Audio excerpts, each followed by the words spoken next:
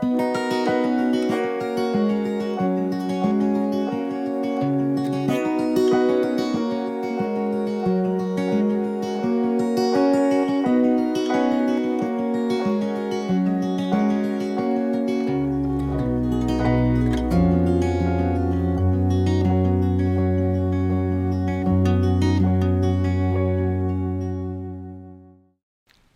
par la foi qu'Abraham, lors de sa vocation, obéit et partit pour un lieu qu'il devait recevoir en héritage et qu'il partit sans savoir où il allait. C'est par la foi qu'il vint s'établir dans la terre promise, comme dans une terre étrangère, habitant sous des tentes, ainsi qu'Isaac, Jacob, les co-héritiers de la même promesse.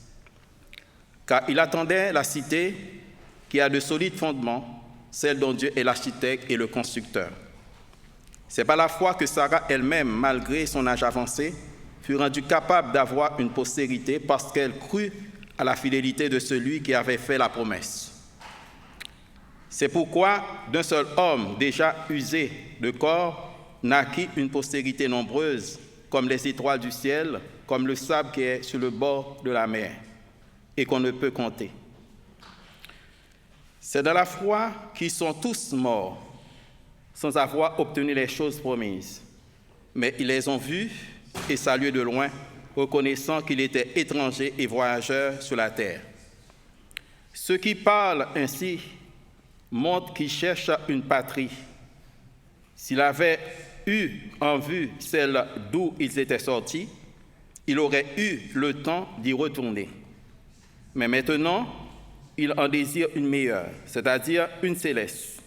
C'est pourquoi Dieu n'a pas honte d'être appelé leur Dieu, car il leur a préparé une cité. Que Dieu bénisse cette portion de l'Écriture pour l'édification commune. Shabbat Shalom à chacun, joyeux sabbat. Ce matin, je vais vous parler d'Abraham, notre modèle, parce que notre père. En hébreu moderne, Av signifie à la fois père, mais aussi modèle, parce qu'un père doit être un modèle pour chacun.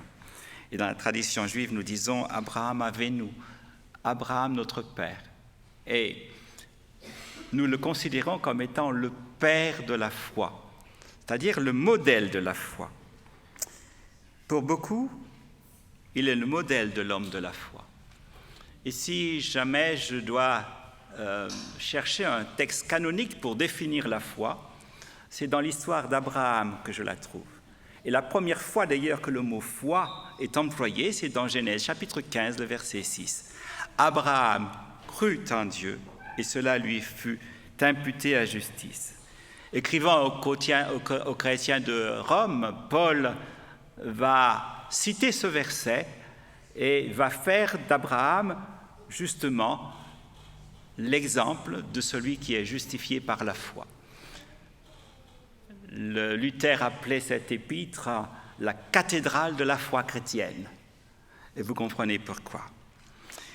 Je vais vous inviter à lire chez vous ce chapitre 4 de l'épître aux Romains.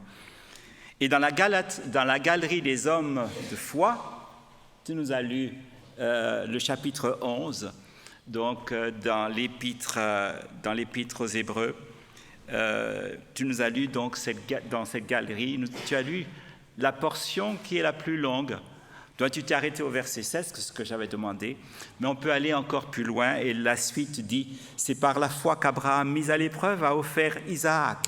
C'est son fils unique qu'il offrait, lui qui avait recueilli les promesses, à qui il avait été dit « C'est par Isaac que tu auras ce que sera appelé sa descendance. » Il estimait que Dieu avait même le pouvoir de réveiller un mort.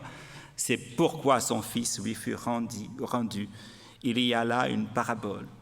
C'est l'homme de foi à qui l'auteur de l'Épître aux Hébreux réserve la plus grande portion de cette galerie. On va dire cela, comme cela. Alors ce matin, je voudrais montrer qu'Abraham est un modèle de la foi. Et parce qu'il est un modèle de la foi, il est aussi un modèle d'espérance et d'amour.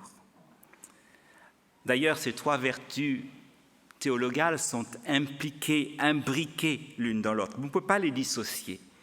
Parce que la foi, dans la promesse, c'est l'espérance. Et l'amour est une œuvre de foi. Donc, mon message sera en 3 parties. Abraham, notre modèle de foi, c'est la foi au prix du doute. Abraham, modèle d'espérance, il espéra contre toute espérance. Et enfin, Abraham, l'ami de Dieu, modèle d'amour. Sa relation avec Dieu et cet homme qui a le souci des autres dans son cœur. Voilà rapidement mon texte, ce que je vais essayer de faire ce matin avec vous.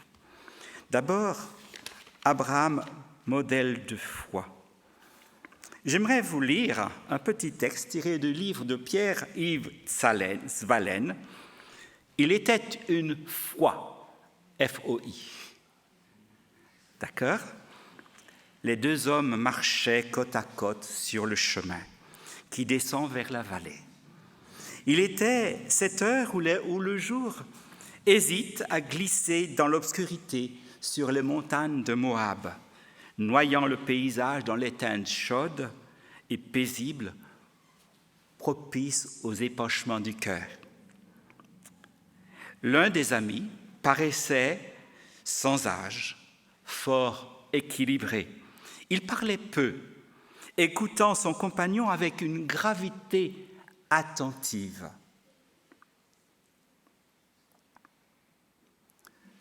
Merci d'avoir parlé à Sarah, mais elle ne m'aurait jamais cru. J'ai essayé de lui dire que tu étais venu, que tu m'avais promis un fils. Mais tu connais les femmes, elles ne veulent pas entendre. Et puis, il faut bien l'avouer, c'est difficile à croire. Dieu, même pour toi ? Ah oui, oui. Oh, bien sûr, je te crois, je te fais confiance. Quand tu es là, tout paraît simple, évident, mais tu n'es pas toujours là. Et alors, je doute parfois. En fait, je doute souvent. Toute cette histoire me dépasse. Pourquoi moi ? Pourquoi nous ? Pourquoi ne pouvons-nous pas être des gens ordinaires avec des soucis ordinaires ?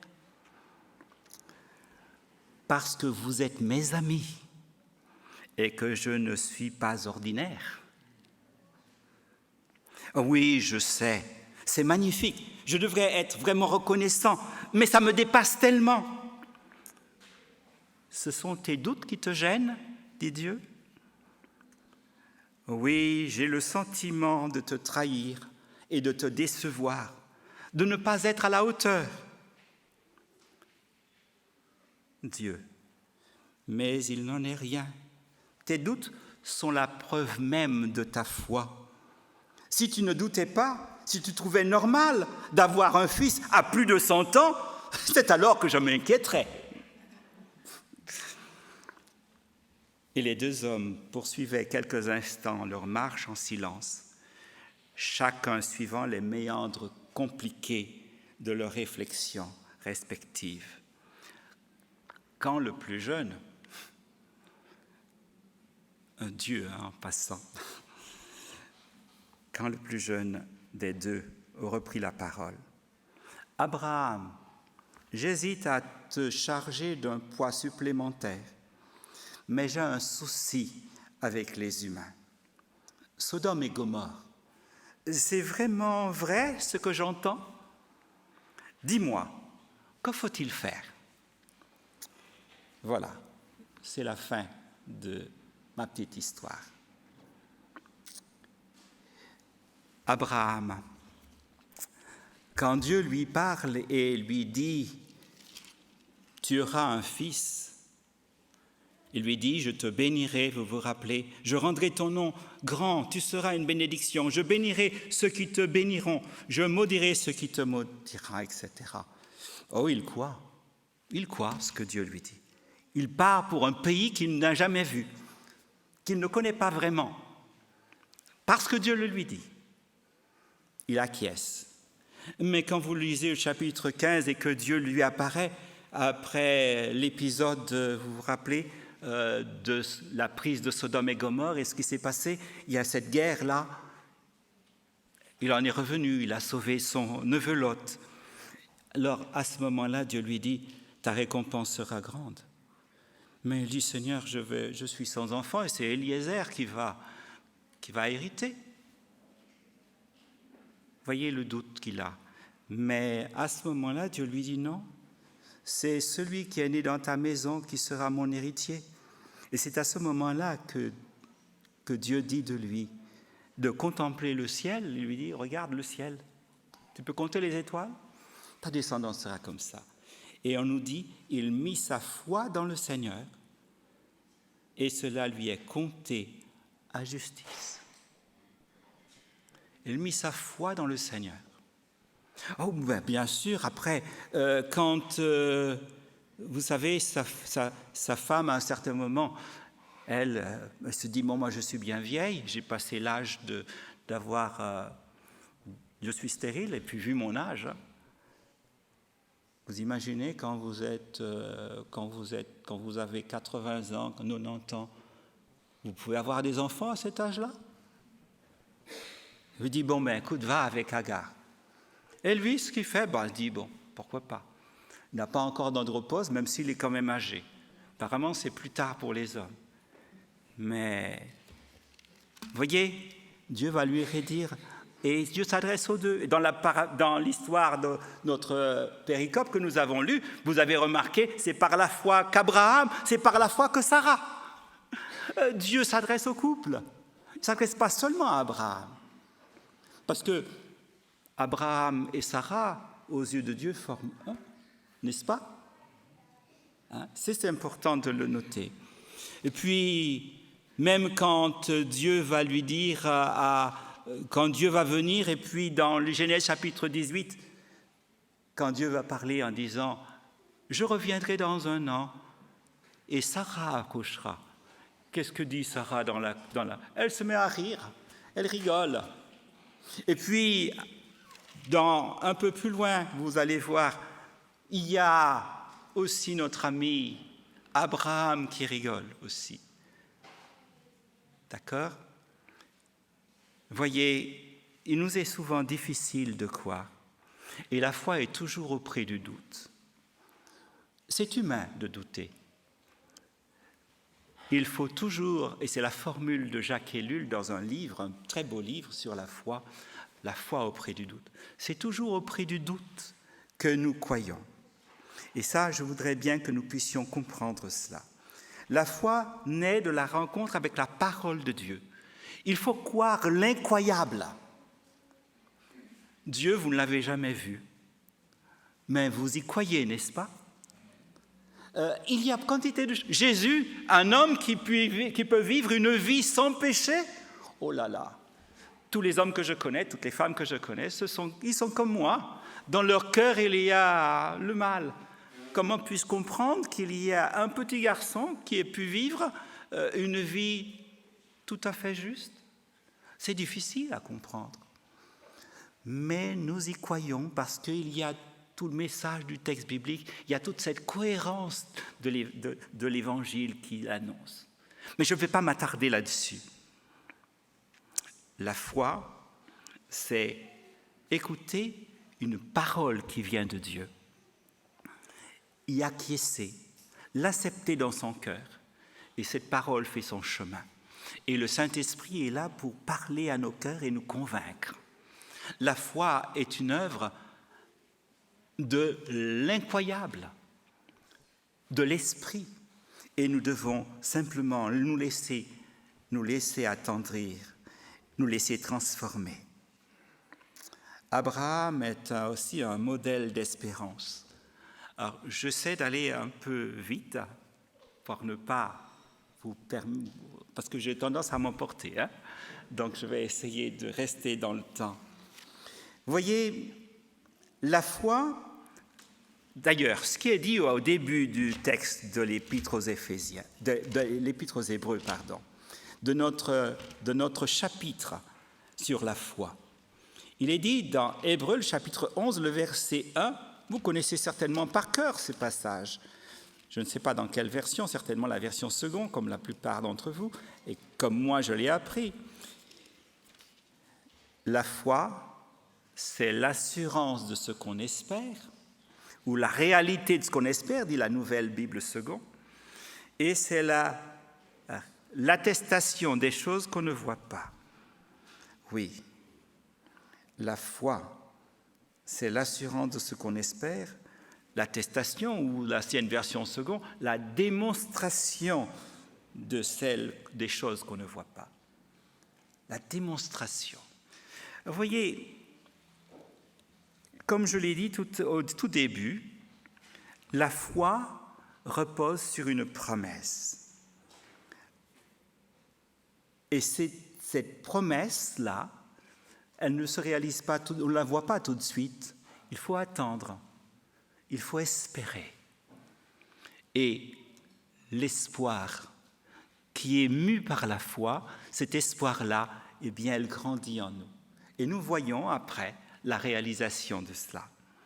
Vous voyez, la foi, elle vient de ce qu'on entend, j'ai dit. Et ce qu'on entend vient de la parole de Dieu. La foi est la réalisation de ce qu'on espère. Ça, c'est une dimension du temps. Et voir l'invisible, puisque c'est voir ce qu'on ne voit pas, ben c'est une dimension spatiale qui est là. C'est s'ouvrir sur un espace non accessible à notre entendement, non accessible à notre vision. Un monde qui est celui de l'invisible.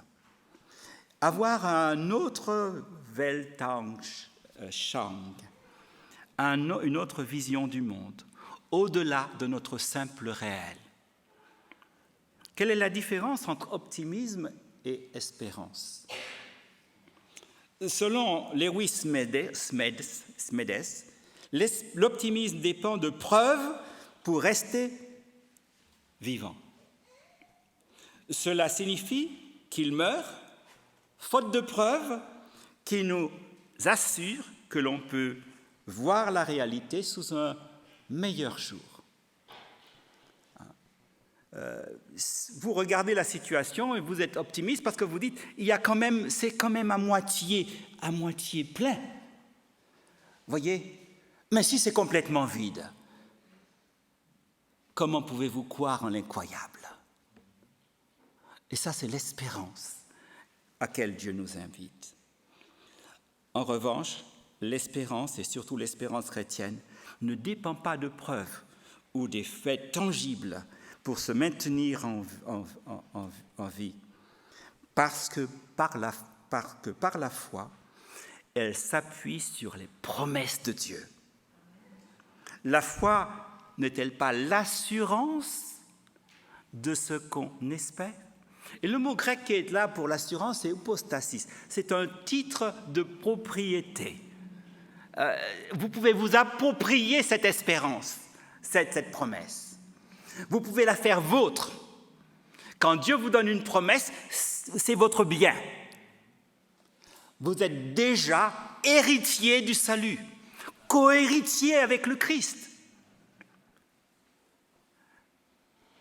Et ça, c'est important de le noter.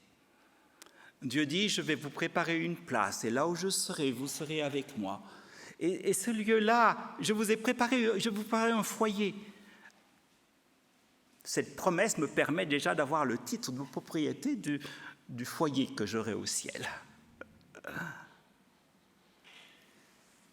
La foi est la démonstration de ce qu'on espère. La foi et l'espérance sont intimement liées. La foi repose sur les promesses de Dieu. Et ces promesses de Dieu, elles sont sûres, elles sont certaines.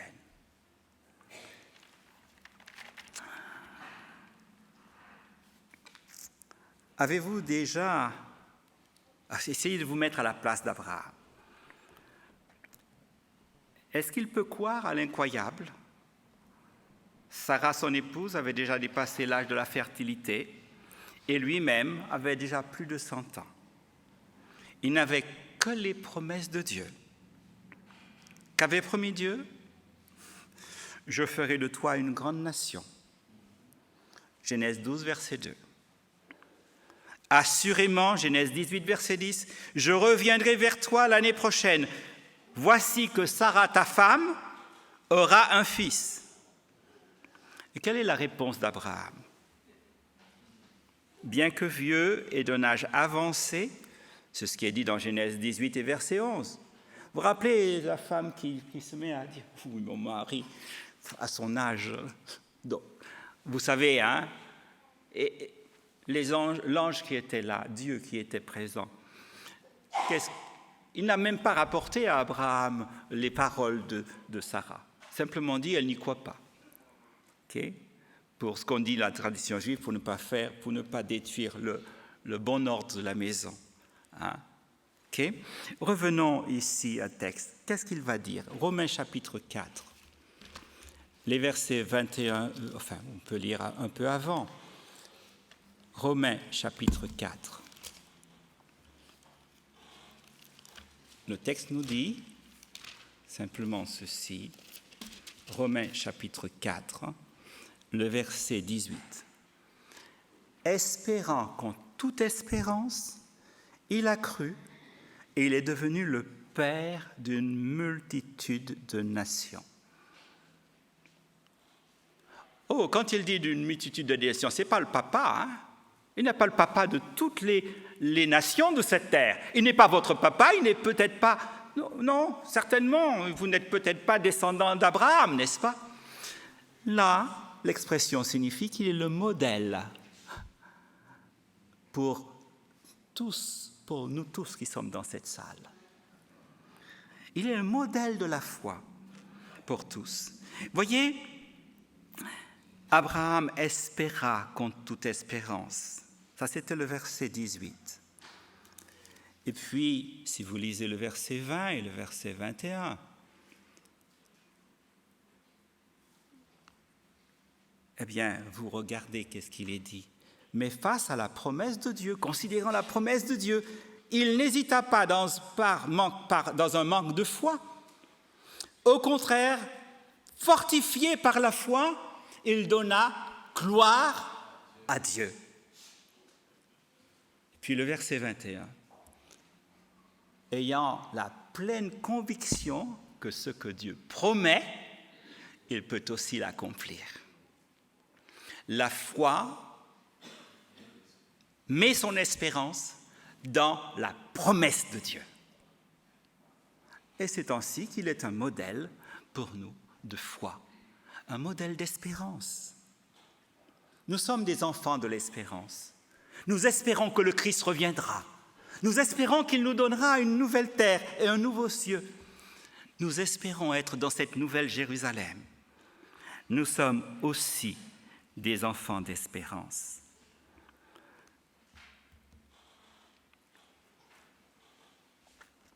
Beaucoup plus tard, il y a l'épreuve de la foi. Vous connaissez quand dans Genèse 22, Dieu lui dit pour ce fils-là, va, prends ton fils, celui que tu aimes, ton unique,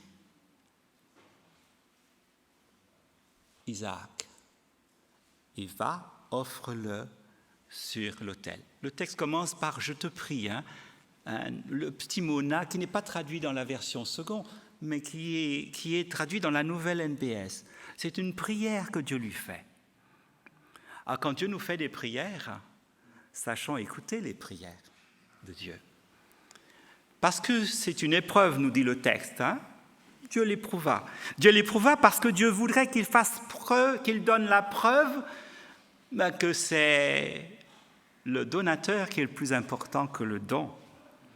Et là, vous voyez que déjà, je profile déjà un peu la dernière partie, mais avant d'y aller, il y a un aspect qui va m'intéresser, toujours avec cette notion d'espérance. On lui dit, va-t'en au pays de Morija et offre-le en holocauste sur l'une des montagnes que je te dirai. Quand le vieux patriarche, couteau en main, était prêt à exécuter l'ordre, du ciel, il y a l'ange du Seigneur qui apparaît et qui va lui dire « Ne porte pas la main sur l'enfant, ne lui fais pas de mal. Je sais maintenant que tu crains Dieu et que tu n'as pas refusé ton fils, ton unique. »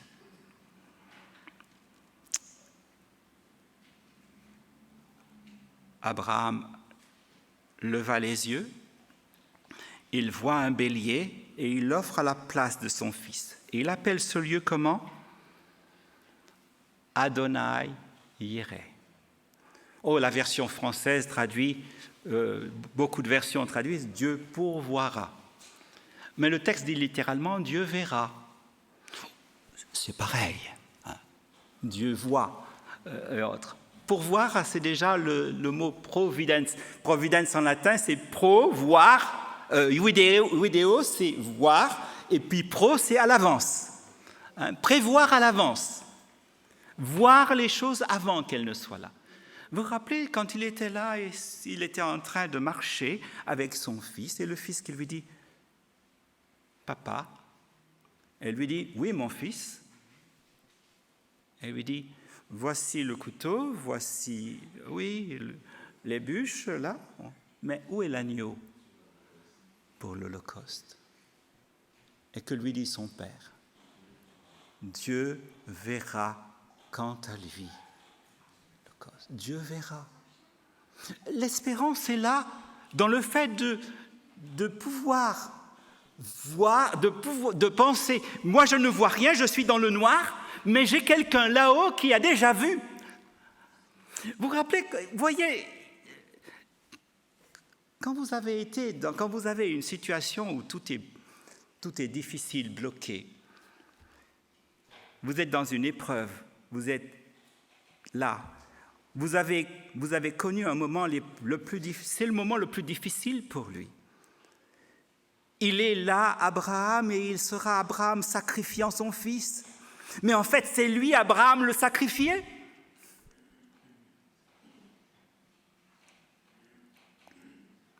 « 3 jours, c'est dur. »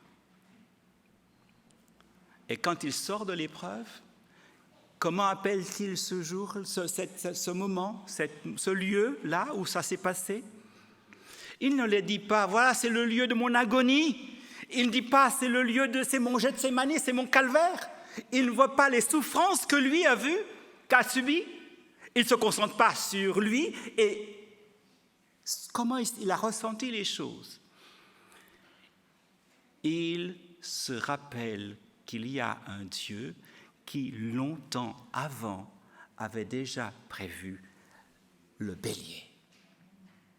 Non seulement il a prévu le bélier, mais oui, quand il dit à son fils, Dieu voit lui-même de quel animal il aura pour l'Holocauste, il y a cette foi qui espère. Il y a cette foi qui prophétise même, à la limite. Abraham a vu le bélier sacrifié. Mais Dieu, lui, a vu, au-delà du bélier, Dieu a vu aussi son Fils sacrifié pour le salut de l'humanité. Et dans Jean, il est dit, Abraham a vu mon jour et il s'est réjoui. Oui, l'épreuve, au sortir de l'épreuve, il y avait la joie, parce qu'il avait espoir en Dieu. Et ce Dieu qui est là l'a récompensé. Et ce qui est le plus important, c'est que sa geste prophétique est repris dans Galates. Dans Galates, il est dit que Dieu il a porté la bonne nouvelle à Abraham. Dans Genèse chapitre 22, il est dit toutes les nations seront bénies ou se béniront, c'est la nouvelle version, en ta semence. Galates 3,16. Oh, les 3,16 dans la Bible sont merveilleux, n'est-ce pas ? Galates 3,16. Et quand il dit à Abraham, par ta semence, il est dit, c'est-à-dire Christ. Il ne parlait pas il n'est pas dit dans tes semences, il est dit dans le texte nous dit, il est dit dans ta semence, et cette semence c'est Christ. Christ est notre espoir. notre espoir de salut. Regardez la croix et le calvaire, regardez le Golgotha. En Christ, nous avons tout. Modèle d'amour, parce que modèle de foi. Il a montré ici, dans cet épisode, que Dieu comptait plus à ses yeux que le don. Le donateur comptait plus que le don. Parce qu'il pouvait faire confiance à ce Dieu. Il savait que Dieu était capable, et c'est à la foi, capable de ressusciter son Fils. Il pouvait croire en l'incroyable. Par la mort de Jésus et par sa résurrection, nous devenons tous des fils et des filles de Dieu. Nous sommes fils de Dieu étant fils de la résurrection. Abraham, c'est comme s'il avait vécu là, sa vie, sa mort et sa résurrection ce jour-là.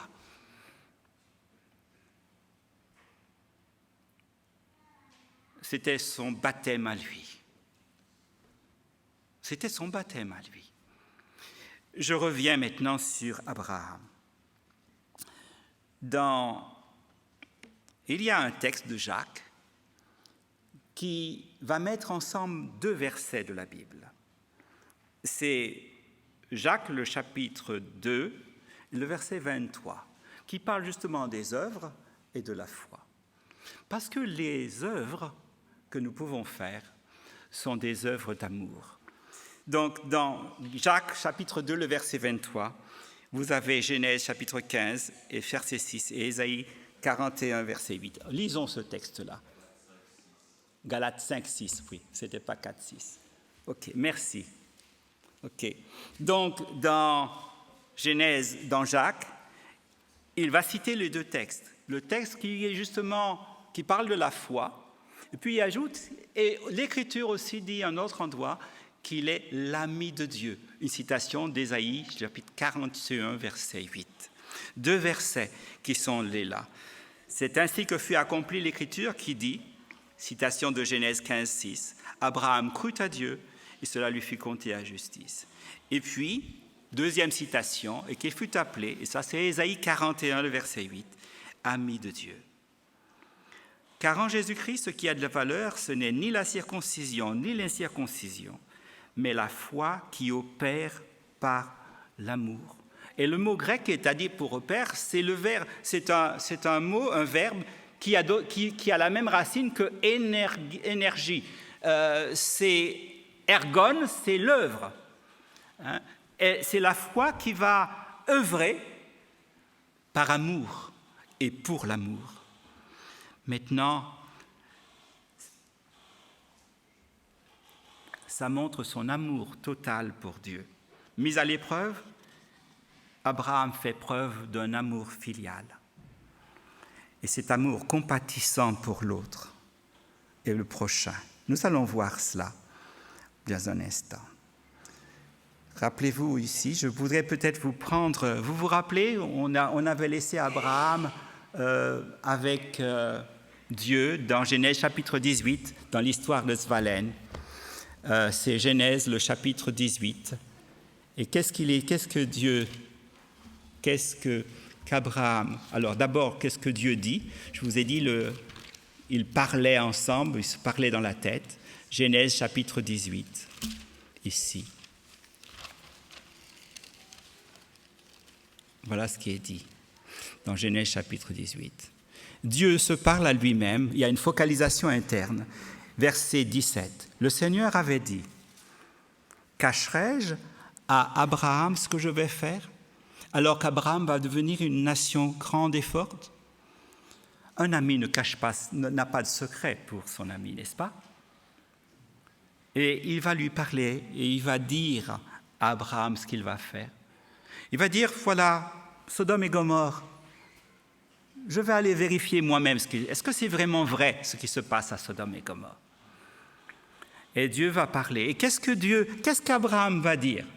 Oh, Abraham, Dieu, c'est son ami. Et puis lui dit, mais écoute, tu vas gâcher ta réputation parce qu'un ami veille à la réputation de l'autre.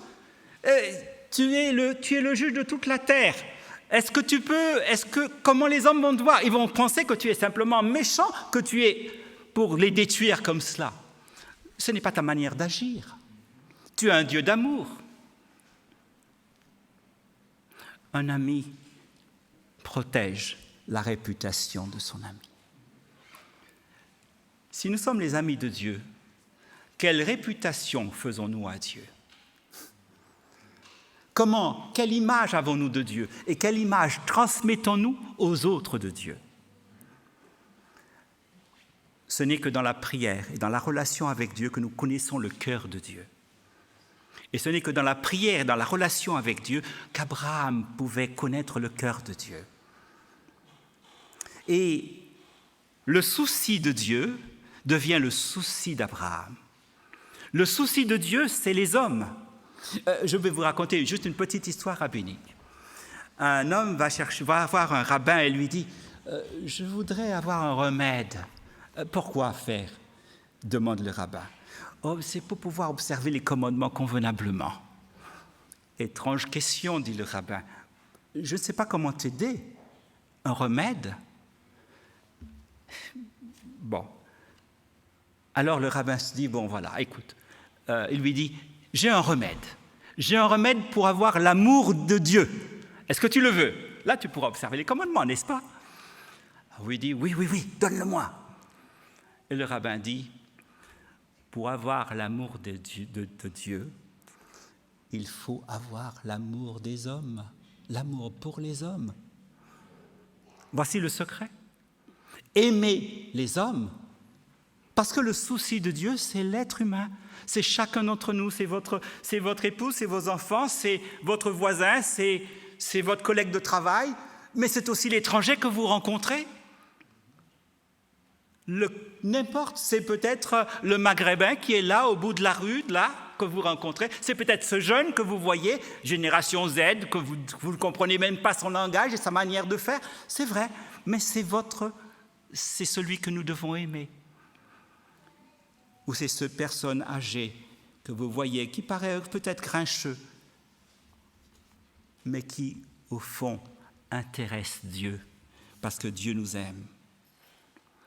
Et Abraham va intercéder pour Sodome et Gomorrhe. Intercéder pour Sodome et Gomorrhe. Et vous savez, à Sodome et Gomorrhe, dans la plaine, dans la Mélène, là, est-ce qu'il y a des gens qui ont été sauvés? À part Lot et ses enfants. Eh bien, grâce à l'intercession d'Abraham et à l'intercession de Lot aussi, parce que bon, il a prié, il y a une petite ville toute petite qui s'appelle Stoan qui a été épargnée.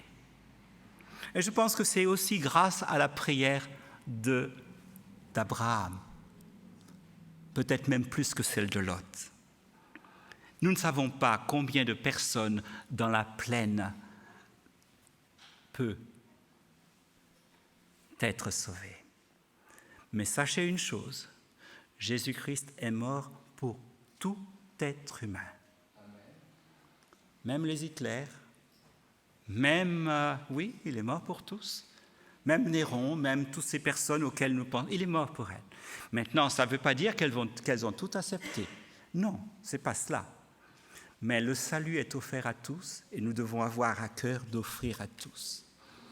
Alors, pour terminer, je voudrais résumer ce que j'ai voulu dire.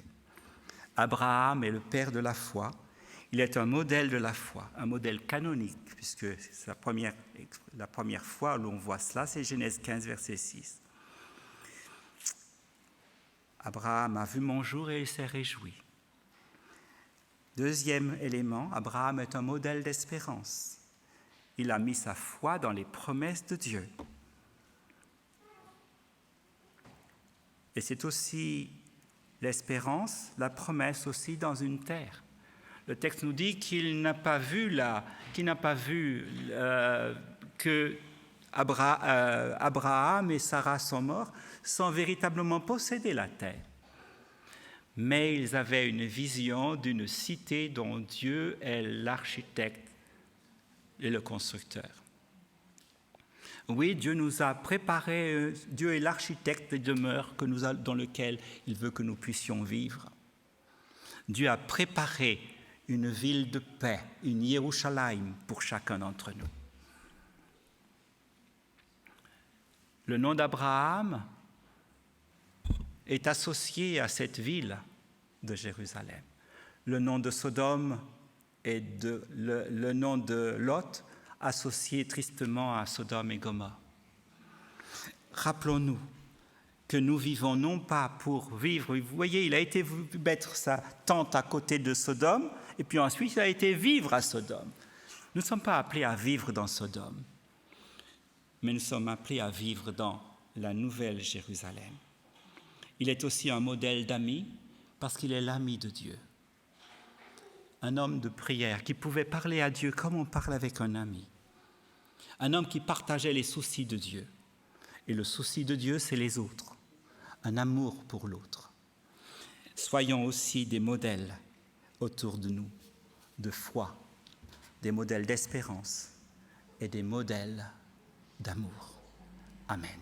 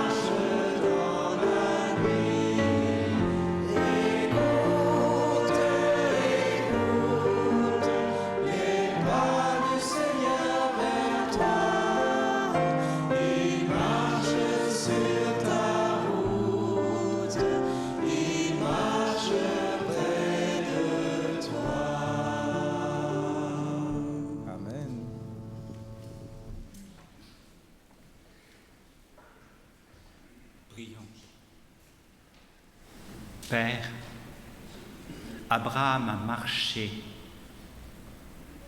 ses pas allaient vers l'éternité.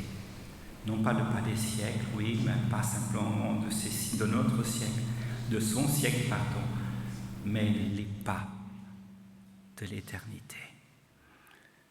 Parce qu'il a voulu te suivre et qu'il t'a aimé. Abraham, c'est Abourahamou, le Père qui aime. C'est la signification de son nom en akkadien. C'est un être qui était rempli de ton amour, Seigneur. Malgré ses faiblesses, il t'a fait confiance, il a cru et tu l'as sauvé.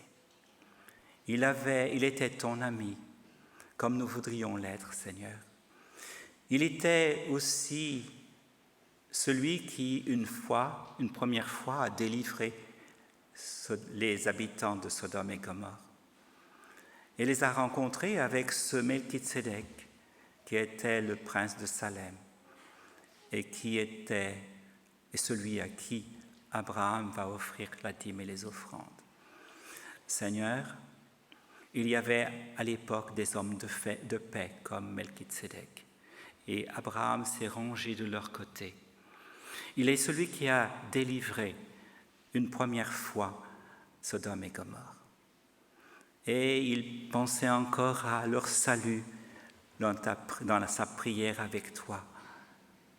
Seigneur, permets que nous puissions être des hommes qui apportent la délivrance à leurs amis, aux autres, aux prochains. Seigneur, aide-nous à habiter l'amour, pour qu'un jour nous puissions habiter avec toi, qui est amour, l'éternité, dans cette nouvelle Jérusalem. Pour l'instant, habite nos cœurs et transforme-nous. Ce n'est ni la circoncision, ni les circoncisions qui importent, mais c'est d'être une nouvelle créature. Abraham est devenu Abraham, le Père aimant. Permets que nous soyons aussi des modèles d'amour aussi pour ceux qui nous entourent. Nous t'en prions au nom de Jésus. Amen.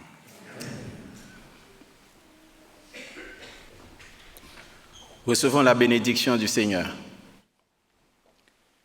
Que le Dieu de paix qui a ramené d'entre les morts le grand pasteur des brebis, par le sang d'une alliance éternelle, notre Seigneur Jésus-Christ, nous rende capables de toute bonne œuvre pour l'accomplissement de sa volonté, et fasse en moi, en nous, ce qui lui est agréable. Par Jésus-Christ, auquel soit la gloire au siècle des siècles. Amen.